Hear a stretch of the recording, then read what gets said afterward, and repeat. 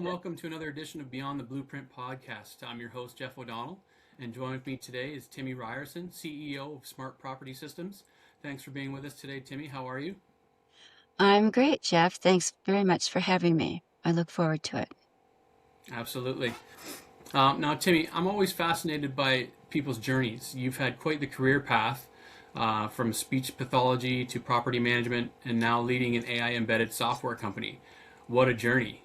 Can you tell Yeah. us a bit about how you ended up in the tech space, particularly with AI? I can. After I sold my private practice in speech pathology, I bought properties. And I did that because it was a way I could stay home with my kids, I thought, and take care of them while they were young, and then uh, and not have to go to work in the traditional way. And it pretty much turned out like that, except that it was before we had software. It was before we had computers and before we had email. And so um, it was a lot more work than I thought. And it was labor intensive, especially with the hands-on accounting systems and keeping up with repairs and maintenance, and then having to go physically to the properties to collect rent every month. It was it was labor intensive. So, um, and I had moved to Sun Valley, Idaho, and my properties were in Washington State. So I had to travel to do that and leave the Right. kids with a sitter. Anyway, I eventually met a guy and married him, and he's a developer, property manager as well, and had been managing thousands of units by himself without the benefit of any kind of software. And he had decided that he wanted to build software for property management back in the late 90s, which was the dot-com era, and it quickly turned into the dot-bomb era. And so he lost his ability to do that. After we got married, we found a small uh, property management company that was for sale, and so we bought it. And um, they had built their software, a bunch of MIT bright minds, and had built the software on a new technology stack. Most people won't know what that is, but for those who do, it was Ruby on Rails, and they developed it, and the architecture was difficult. It was way back when computers and software were just kind of getting started. So Right. when we got it, we found that it was very cumbersome and clumsy. So we immediately decided to rebuild the software. We knew nothing about software. We hired some consultants, and we hired a team, and we embarked upon, and we hired our CTO, which was the best move I've made along the way. He's been phenomenal, and he's still with me. So, That's um, awesome. all of the things that we learned not to do when we first built that uh, second version, he has learned with us. And so our third version is much different. It's a whole different approach to software. But we did get through the process of building our version 2 and moving all of our customers over onto version 2. We've gone through several payment processors in the process because some of them are more compatible with what we do than others.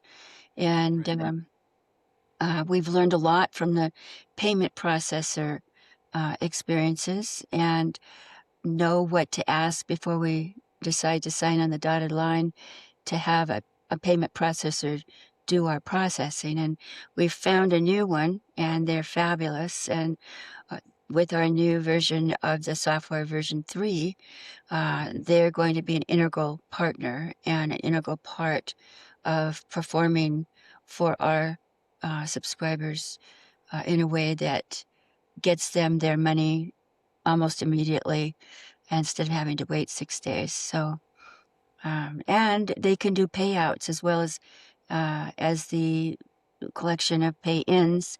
We can actually set up a system where they can pay their vendors and pay their bills right through the ledger. And so it's very, very different. Wow, type of payment processing. It's really exciting. that's awesome. No, that's amazing. That's an incredible story. I guess it really highlights how diverse experiences can lead to unexpected innovations. Yeah. Um, And so you mentioned that you're now integrating AI natively into your property management software. That's a huge undertaking. well, What? it is. It totally changes the game. Mhm. Go ahead and ask your question. I'm sorry. No, it's okay. I was just gonna say, what motivated that shift, and what do you see as the biggest game changer with AI in business right now? Well, it's always been my vision, I think, before we even had AI, to try to automate everything. And what we found is it was impossible. What happens is pre AI, it was all what we were doing is recording what was happening. We recorded what has already happened. And we made a recording of all the aspects, collated it together, wrote reports, produced reports that people could use so that they could see their accounting systems and what they were doing, and but predictive and performance reports are very hard to do before AI. And so we started looking at AI seriously in March of 2025, I think. And I just told my CTO, I said, we've got to know this AI. We've got to be able to integrate AI. And he said, well, I know AI. He said, I use ChatGPT. I ask them questions all the time. And I said, no, I'm talking a little bit more serious AI. And so Right. as we went through the process of learning together, we found that we actually can now take AI and embed it into our system. And that's what we've done. We're native AI built with embedded AI into our software, so everything is automated. And what does that do? Instead of recording everything that's already happened, this software actually runs your business. It actually takes over. And if you set up the settings, we have it so that you can set the settings in your software so that it runs the way you want it to run. So Right. it's not a one size fits all. It's a software that fits any size and any business model and any way you want to run your business. And so once you've set those settings and we upload your database and you're ready and you approve that database and say everything's right and let's go, Mhm. you just turn it on and it runs your business for you. And of course, there's still some things that have to be done by hand. For example, somebody has to make a decision about whether to accept an application based upon the data that they get from the applicant and also the tenant screening. They have to make a decision as to whether that is going to be a tenant or be put into the guest list for future potential tenancy. And somebody Mhm. has to um, hand enter expenses that are not automated already within our system. We have, Right. of course, a maintenance management and repair management system that does all the bills for you, so you don't have to enter those bills. But and there's approval processes before you get to pay those bills, but they're all done automatically and put into your ledger, waiting for you to approve them and then decide on what date you want to have them paid. So Mhm. that's manual, but everything else is pretty much automated. You just look at your reports every month. Even the reporting systems pull reports once a month and notify you that your reports are ready and they're in your reporting files. And so you can just go look at them. So, yeah, everything is automated. It's a whole different approach. It's hands-on automation of the whole system for property management. And it's the first time to market. No, that's very nice. That's awesome. It sounds like you're really pushing the boundaries of what's possible then. Well, with AI, you can. It's like anything you can think you can do. You just have Right. to be brave enough to do it. Exactly. Yeah, that's true. And as someone who also works in the AI solutions space, I've seen firsthand the resistance some businesses have to adopting new technologies. You did touch on this earlier, but what do you think is the biggest hurdle for businesses when it comes to embracing AI and technology today? I think it's fear of change. I really do. I think they are afraid that if they make a change that's, well, pretty catastrophic, like moving from one software to another, in my case, Right. uh, they're afraid of losing data. They're afraid of stressing the participants. They've got many participants in their business. They've got Hmm. staff members. They've got vendors. Most importantly, they have their tenants and their owners. And so we've addressed those kinds of issues with this new release by developing an onboarding system that handholds everything and makes it smooth and comfortable and not scary. But I'll go back to the fact that with AI, it's an unknown sort of because it's so new in the Hmm. marketplace. I think Yeah. there's still a lot of people who are going to be very reticent to use it. I heard a story about somebody who does billing for companies, and this person does it all. I'm not going to say the name, but it's done all by hand and on Wow. spreadsheets. And so this person has to create bills every month. She doesn't use software.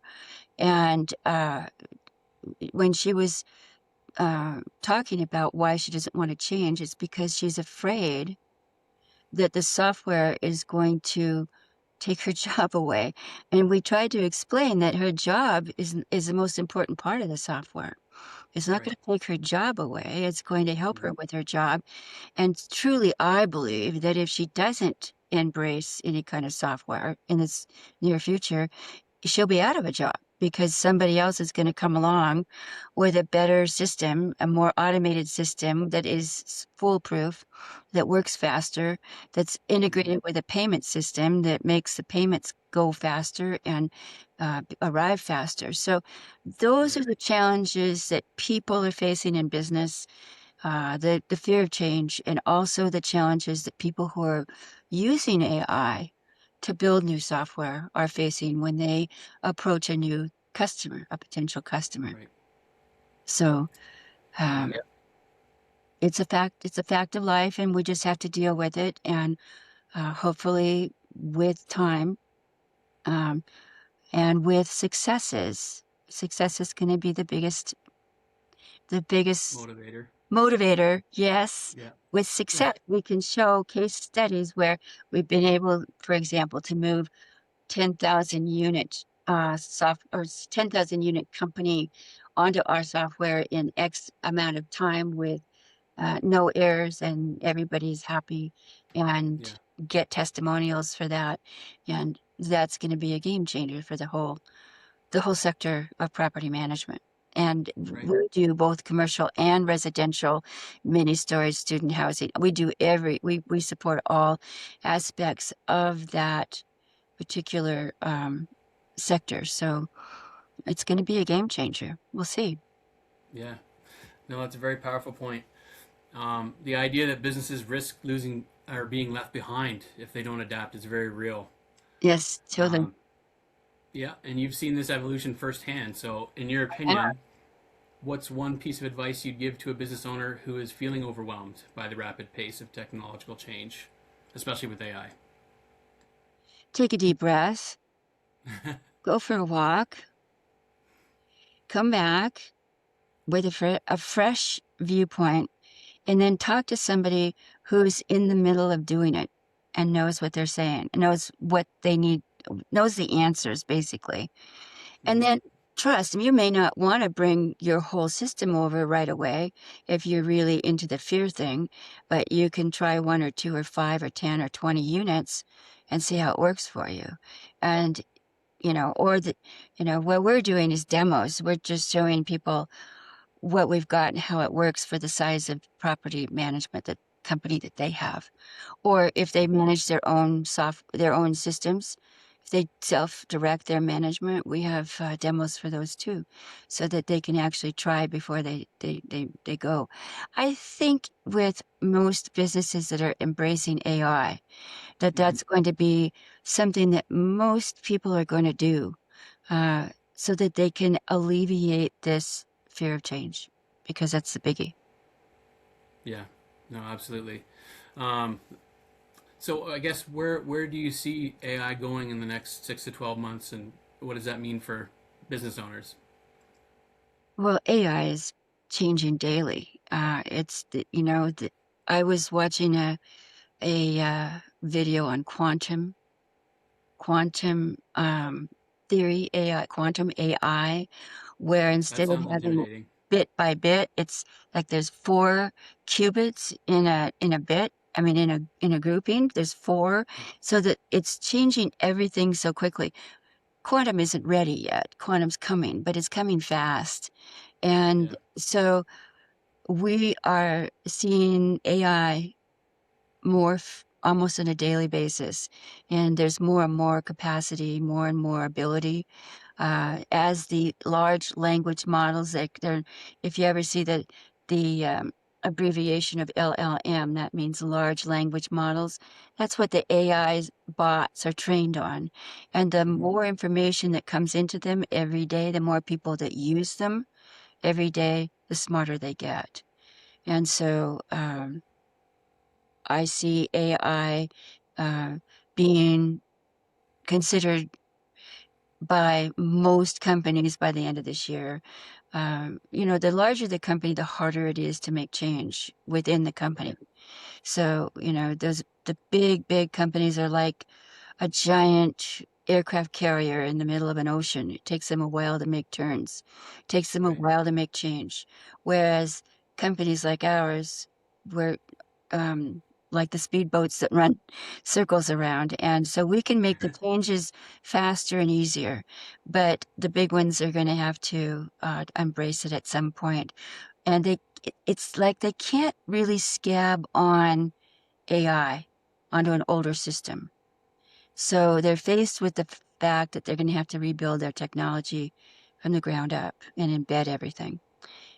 It just doesn't work we tried it we tried it on a test thing, and it's just like what you see when you log into a web page and there's a bot there, and the bot really can't answer the question that you wanted answered.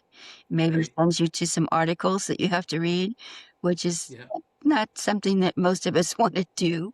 If we No, wanted it's to more read the frustrating article, than anything else. we would have done that in the first place. So, Yeah. yeah, think that's going to change pretty quickly.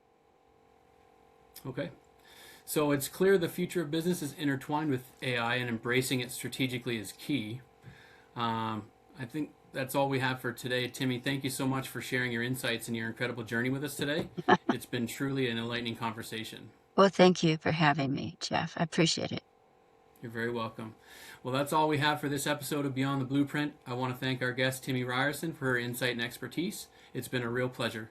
I am your host, Jeff O'Donnell, and we hope to catch you on the next one.